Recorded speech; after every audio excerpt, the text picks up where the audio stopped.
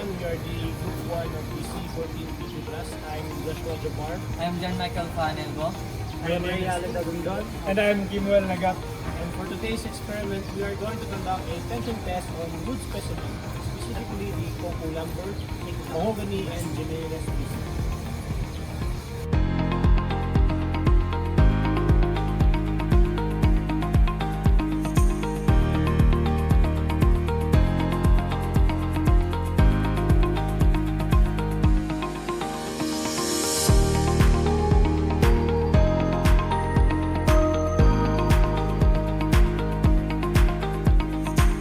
Before we proceed in the experiment, we are going to cut each wood to 45 centimeters by length.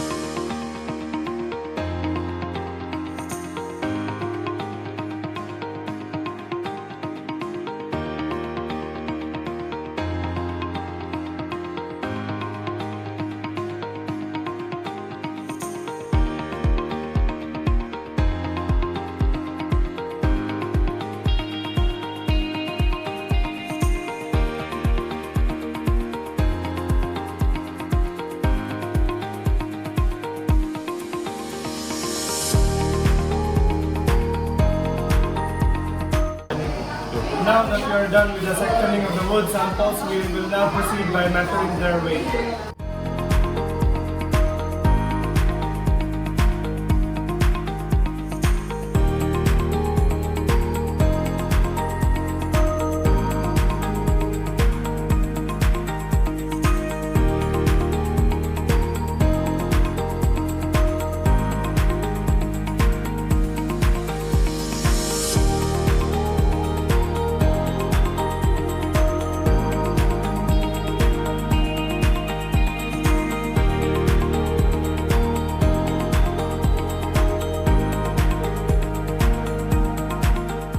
We are now recording the dimensions of the wood samples.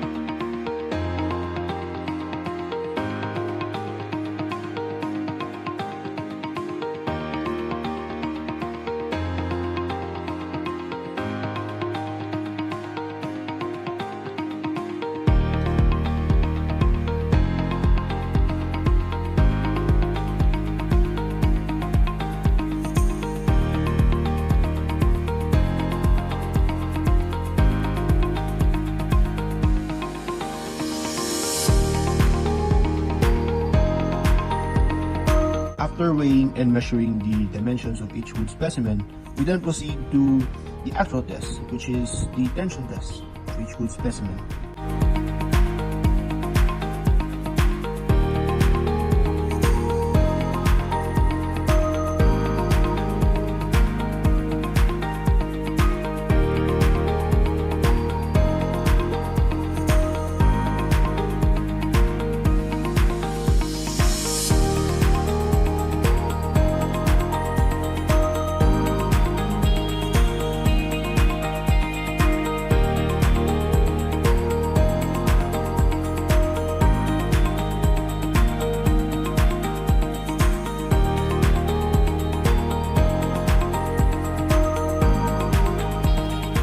In a span of 16 seconds, the cocoa lumber achieved a maximum load of 24.599 kilonewtons and a maximum strength of 217.502 MPa.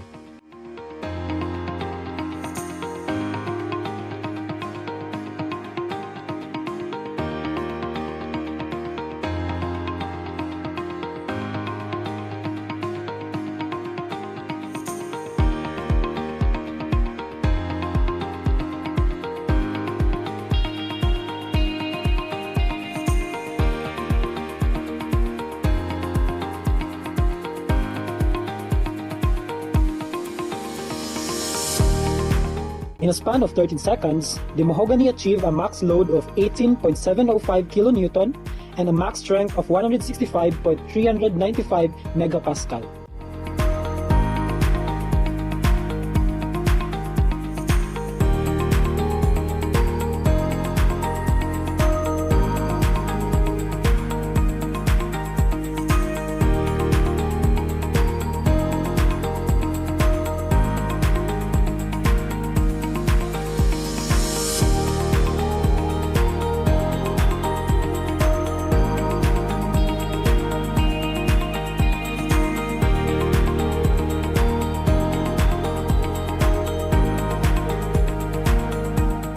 In a span of around 28 seconds, the Gemelina achieved a max load of 29.22 kilonewtons and a max strength of 258.382 MPa.